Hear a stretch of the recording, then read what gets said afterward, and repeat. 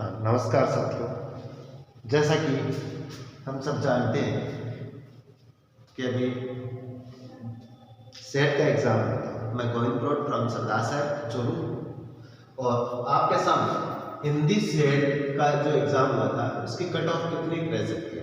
तो सबसे पहले आपकी जानकारी के लिए बताता हूँ कि कट ऑफ जारी करने का या किसी को एनालिसिस करने का अधिकार होता है वो किसको होता है कि जो उस विषय के अंदर पारंगत है। तो मैं आपकी जानकारी के लिए बता दूं, मूलतः हिंदी सब्जेक्ट का ही हूँ और हिंदी में 3 बार नेट है, मेरी JRF है। ठीक है, तो ये जो पेपर है वो एकदम किस प्रकार का आया और किस प्रकार से इसमें मेरिट रहेगी, इसका मैं पूरा का पूरा इसके अंदर मैं आपको पूरा इसी वीडियो के अंदर मैं आपकी जानकारी के लिए आपको मैं बता देता हूँ। देखो, सबसे पहले जो ये सेट हिंदी एग्जाम हुआ था ये क्या थी, एक राज्य पात्रता परीक्षा थी। क्या थी? राज्य पात्रता परीक्षा थी। और इस राज्य पात्रता परीक्षा के अंतर्गत सबसे पहले जब अपने मूल्यांकन करते हैं किसी भी चीज का, तो वो क्या होता है कि सबसे पहले हम बात करते हैं कि इसके अंदर अभी नियम कौन से हैं। देखो, 2000 मैं बात करूं कि 2017 था, उससे पहले चाहे इसमें जो योग्यता थी ना वो 15% रही थी। कितनी? 15% को इसके अंदर क्या किया जाता था, पास किया जाता था। लेकिन अभी 2017 के बाद में जब एग्जाम हॉल्ड करवाए गए तो इसमें जो पात्रता रखी है, यानी अब मैं इसको कह सकता हूं, तो अब इसके अंदर जो पात्रता है वो पास होने वाले कुल उपस्थित विद्यार्थियों में से कितनी बन गई है, वो आपकी 6% बन गई है। अब बात आती है कि भाई इसके अंदर कुल अंक या कुल परसेंट जो आए थे, तो इस पेपर के अंदर आपकी जानकारी के लिए बता दूं, जो प्रश्नों की संख्या थी वो 150 थी। कितनी थी? 150 थी।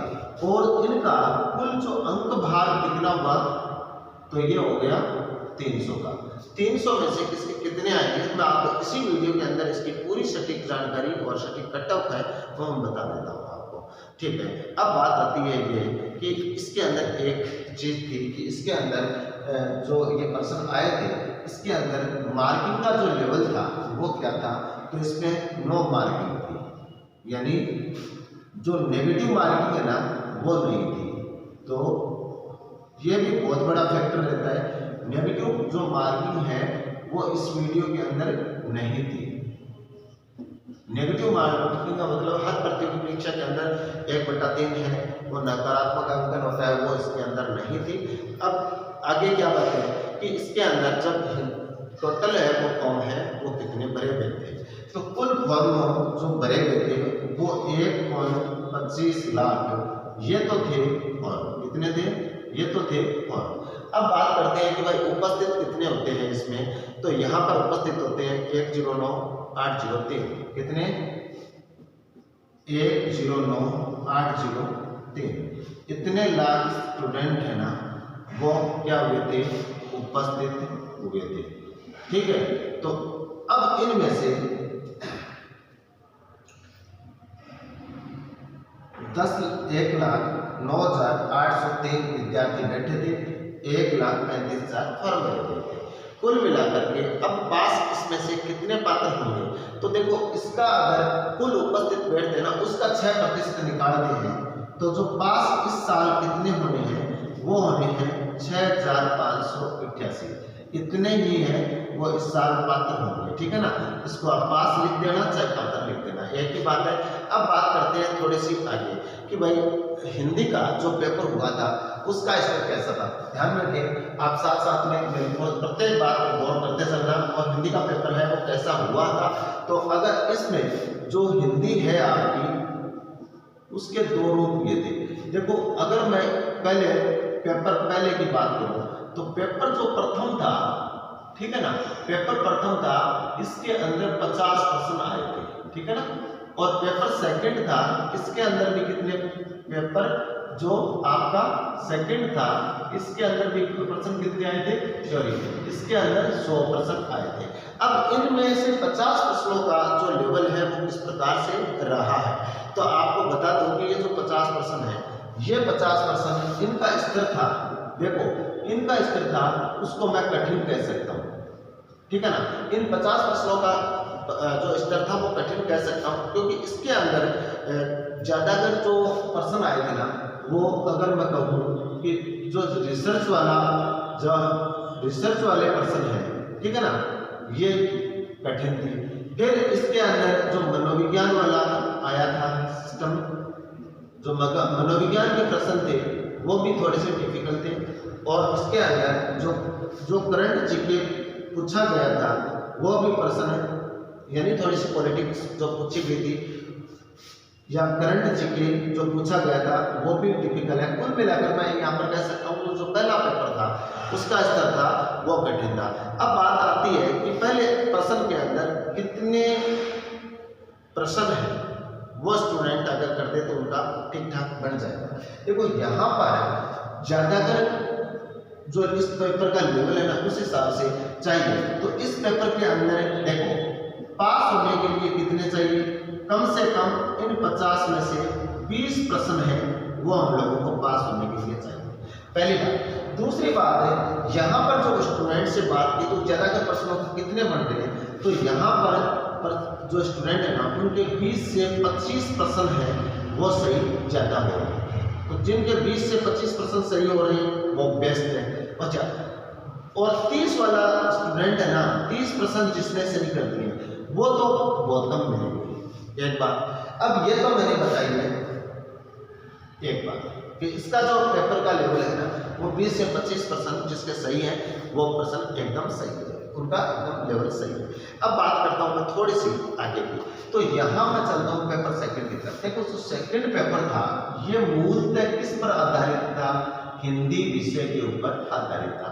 अब हिंदी विषय के अंतर्गत जो हिंदी का साहित्य का इतिहास पूछा गया था, हिंदी साहित्य से संबंधित प्रश्न पूछे गए थे, वो प्रश्न मुझे लगता है कि एकदम इजी थे। उसमें जो काव्य शास्त्र पूछा गया था वो भी प्रश्न थे वो एकदम इजी से थे, और इसके अंदर जो व्याकरण पूछी गई थी वो भी प्रश्न इजी थे। लेकिन अब इसमें तो 3 लेवल है, 5-7 थोड़ा सा प्रश्न था, उसके प्रश्न एक दो ऐसे हो तो वो तो आप जानते हो ना सब में हो जाता है, कोई बात नहीं। लेकिन मैं इस पेपर को अगर मैं बात करूं तो इसका जो स्तर था वो मेरी नज़र से सरल था। मेरी नज़र में अगर मैं कहूँ तो ये पेपर क्या था, सरल था, और थोड़ा सा क्योंकि इसको मैं मध्य भी कह सकता हूँ, इसमें कुछ प्रश्न हैं जो प्रश्न पूछे गए थे तथ्यात्मक प्रश्न, ठीक है ना, जो तथ्यात्मक प्रश्न पूछे गए थे उनका स्तर भी सही था एकदम। यानी कुल मिलाकर के जो हिंदी का पेपर था ये एकदम शानदार पेपर था, और जिन्होंने सेकंड ग्रेड की और फर्स्ट ग्रेड की तैयारी की है उनके यहाँ पर नंबर कटने की संभावना कम है। फिर भी देखो ऐसा प्रश्न है कि 1-2 प्रश्न तो ऐसे आ जाते हैं। फिर बात करूँ कि भाई यहाँ पर जो लेवल है उसके प्रश्न कितने हो सकते हैं, तो जो प्रश्न यहाँ पर जिनके 75 से 80 प्रश्न सही हो रहे हैं, ठीक है ना, 75 से जिनके 80 प्रश्न सही हो रहे हैं उनको समझ लेना कि वो बहुत बढ़िया तरीके से है। लेकिन ये मैंने आपका थोड़ा सा टॉप वाला सिस्टम बताया है। अभी आपके सामने मैं कैटेगरी वाइज इसकी कट ऑफ है वो भी मैं बता देता हूँ। अब कुल मिलाकर के आपके सामने मैं ये मिटाने के बाद में इसकी कट ऑफ है वो आपके सामने मतलब कितनी जा सकती है उसके बारे में आपके सामने मैं टिप्पणी करूँगा। सिर्फ और सिर्फ मैं यहाँ पर आपके सामने जब बता रहा हूँ ये केवल और केवल मैं हिंदी विषय के बारे में बता रहा हूँ, ठीक है ना। सबसे पहले मैं बात करूँगा अगर मैं जनरल कैटेगरी, देखो जनरल कैटेगरी के अंदर किसी के 100 से लेकर 107 प्रश्न तक अगर मैं प्रश्न ही लिख देता हूँ यहाँ पर, क्योंकि आप प्रश्न का मतलब आप इसका डबल करके इसका अंक निर्धारण कर सकते हैं, ठीक है ना, क्योंकि एक प्रश्न है वो 2 अंक का है। तो अगर किसी के 100 से लेकर 107 प्रश्न सही है जनरल में, मेरे मानने से शायद मेरे अनुमान से उनका चयन है वो पक्का हो जाएगा। अगर मैं ओबीसी की बात करूँ, ओबीसी की, तो अगर किसी के, मैं देखो इसमें ज़्यादा तो नहीं कर सकता क्योंकि आजकल ज़्यादा इसके मेरिट है ज़्यादा प्रभाव नहीं डालती, लेकिन इसके ओबीसी में अगर 90 से मैं 95% कर देता हूँ इसको, 90 से अगर 95% अगर ओबीसी कैंडिडेट के अगर किसी के सही है तो आप समझ लेना कि ये हम एकदम उसमें आ गए। फिर देखो अगर ईडब्ल्यूएस की मैं मैं बात करूँ EWS के अंदर मैं 87 से अगर 89 तक लेता हूँ, क्योंकि EWS की मेरिट है ना वो OBC से थोड़ी सी नीचे रहती है, ये हम जानते हैं अच्छे से। तो 87 से अगर 89 तक अगर मेरिट आप EWS की इसमें मान सकते हो, या 87 से अगर यहाँ पर आप 89 की जगह 90 भी कर सकते हैं, तो कोई इसमें अतिशयोक्ति नहीं होगी। फिर अगर MBC की बात करते हैं, हमने MBC की बात करते हैं तो ये 85 से 88 तक नजर आ रही है।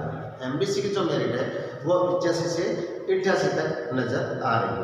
अब बात करते हैं SC की मेरिट है वो हिंदी की कितनी रह सकती है। देखो यहाँ पर अगर कोई कैंडिडेट SC का है तो 80 से लेकर अगर 84 अंक तक उसके बन रहे हैं तो आप इसमें स्कोर अपने आप को मान सकते हैं, ठीक है। और उसके बाद में अगर कोई भाई बंधु S3 का है तो S3 की जो मेरिट है वो कितनी रह सकती है, मेरे आइडिया से 75 से लेकर 80% किसी के है तो वो अपने आप को सही मान लेना। अब जो दिव्यांग है आपके सामने बता देता हूँ, जो दिव्यांग यानी फिजिकल हैंडीकैप जो भी है ना PH वाले, अगर उसकी मेरिट है वो कितने जा सकती है। तो देखो दिव्यांग वाले हैं अगर 70 से लेकर और 73-74 अंक तक % तक अगर उसके आ रहे हैं मार्क्स, तो वो भी दिव्यांग वाले भी अपने आप को स्कोर मान लेना। और बात रही है अब किसकी, अब बात रही है जो विधवा है या तलाकशुदा है, ठीक है, या कोई भूतपूर्व सैनिक है आदि, तो उनकी मेरिट अब कितनी जा सकती है। मेरे अंदाज से 60 से 70%। इस बार कोई बहन अगर विधवा तलाकशुदा बैठी है और उसके 7 से 70 के बीच में बढ़ रही है तो यहाँ पर उसका निश्चित रूप से सिलेक्शन है। अब कुछ ये तो बात आपको बताई, अब इसके अंदर कुछ बातें और हैं जो आपको बतानी। इस बार क्या है कि एक जो प्रमुख शर्त लगाई है ना वो है 40%। देखो 40% लाने अनिवार्य है। 40% क्या है, अनिवार्य लाइन। 40% का मतलब हो गया कि अगर 150 में से आपको 60% करना अनिवार्य है, ठीक है ना। 60% क्या करना जरूरी है, सही करना जरूरी है। 60% से नीचे वाला का तो मतलब ही नहीं होता। अब ये जो 60% या 40% वाली जो लाइनिंग आती है ये किसके लिए है, जो अनरिजर्व जो कैटेगरी है उनके लिए। अगर आरक्षित है किसी भी प्रकार से, आप आरक्षित श्रेणी में आ रहे हैं, ठीक है ना। आरक्षित श्रेणी का मतलब होता है कि आप OBC है, MBC है, उस हिसाब से SC ST विधवा तलाकशुदा जो भी है फिजिकल, उनके सबके लिए दे रखा है 35%। तो इनके लिए 35% है वो अनिवार्य कर दिया गया। 35% का मतलब हो गया कि आपके 53% है वो सही होने, सॉरी 53 प्रश्न है वो कितने में से सही होने जरूरी है, 150 में से सही होने जरूरी है। अब ये एकदम आपके सामने, अब ये आपके सामने मैंने कट ऑफ रखी है। अब देखो हमारा तो उद्देश्य यही है कि आपकी जो पेपर लगा और पेपर लगने के बाद में आपके सामने हमने कट ऑफ जारी भी कर दी है, तो हम बच्चों के लिए निरंतर कुछ करते रहें। हमारे द्वारा कुछ जो ज्ञान की बातें हैं वो बच्चों तक पहुंचती रहे। और हिंदी साहित्य या काव्य शास्त्र या व्याकरण इससे संबंधित या पाश्चात्य काव्य शास्त्र है उससे संबंधित अगर आपके किसी प्रकार की कोई क्वेरी है कभी, तो आप मेरे 9664006035 इस अंक पर, यह मेरे खुद के मोबाइल नंबर है जी, इस नंबर पर आप कॉल करके मुझे कभी भी पूछ लेना। कॉल करने का टाइम मैं सबसे हाथ जोड़कर कहता हूँ शाम को 5 बजे बाद में कॉल करना है, क्योंकि हम लोगों को पढ़ाना बहुत पड़ता है सर। बच्चों के लिए हम निरंतर मेहनत करते हैं और हम चाहते हैं कि भाई बच्चे हैं वो गवर्नमेंट जॉब में जाएँ, अपना जो लक्ष्य है उसको अचीव करें। दूसरी बात है, जो इतने अंक जिनके आ रहे हैं उन सभी बच्चों के लिए शुभकामनाएं हैं। और आपकी जानकारी के लिए बता दूं, अभी थोड़ी देर पहले थोड़े दिनों के अंदर कॉलेज वगैरह की जो भर्ती है वो आने वाली है असिस्टेंट प्रोफेसर की। तो आपकी तैयारी है वो आप लगातार जारी रखना, क्योंकि ये एकदम लोवेस्ट सा क्राइटेरिया है, कोई दिक्कत नहीं है इसमें। सबका सेट पास मुझे लगता है कि हो जाएगा, क्योंकि जिन्होंने फर्स्ट ईयर की तैयारी की है, सेकेंड ईयर की तैयारी की है, तो उनका जो होना है वो लाजमी है, क्योंकि आखिर में है कि देखो भाई, मैं तो जो है कि मेरा खुद का जो व्यू है या विजन बता रहा हूँ कि आराम से जो स्टूडेंट पढ़ता है ना, अपनी ईमानदारी से पढ़ता है जो स्टूडेंट, उनका निश्चित रूप से गवर्नमेंट में चले सिलेक्शन हो जाता है। और ये जो दिए, और सबसे ईजी काम भी पढ़ाई है भाई, कुछ भी नहीं करना, किताब खुली पढ़ते रहो बस। और आप एक बार पढ़ो, 2 बार पढ़ो, उसी चीज़ को 3 बार पढ़ो, अब 30वीं बार पढ़ोगे तब आपको लगेगा यार सब चीज़ याद है। तो शायद सब बच्चों को जो हमारे इस चैनल पर देख रहे हैं सबको शुभकामनाएं, आने वाला टाइम आपका लिए उज्जवल हो और आप जल्दी से जल्दी कॉलेज प्रोफेसर के रूप में रहो। और ये जो योग्यताएं हैं आपकी, ये आपके भावी चरित्र का निर्माण करेगी, भावी व्यक्तित्व का निर्माण करेगी। इससे आप एक समाज में प्रतिष्ठा आप बने रहेंगे। मैं इसी चैनल के ऊपर हिंदी के, स्पेशली हिंदी के, मैं बहुत बढ़िया टिप से वीडियो भी डालूंगा आपके सामने। तो ये इस अगर चैनल पर अगर आप बने रहेंगे तो शायद आपको आने वाली जो जितनी भी भर्तियाँ जहाँ पर जो व्याकरण है या सेकंड ग्रेड है, फर्स्ट ग्रेड है, कॉलेज वगैरह है, उसमें तमाम वो जो बातें हैं वो आपके सामने आ जाएगी। Thank you very much. सबके लिए मंगल कामना, शुभकामना। एक चीज़ और बता देता हूँ, खेती का जो लेवल है ना, उसके अंदर वही पर्सन रिपीट हो रहे हैं और वही जो एकदम सिंपल बातें हैं वही पूछी जा रही है। सबको राम।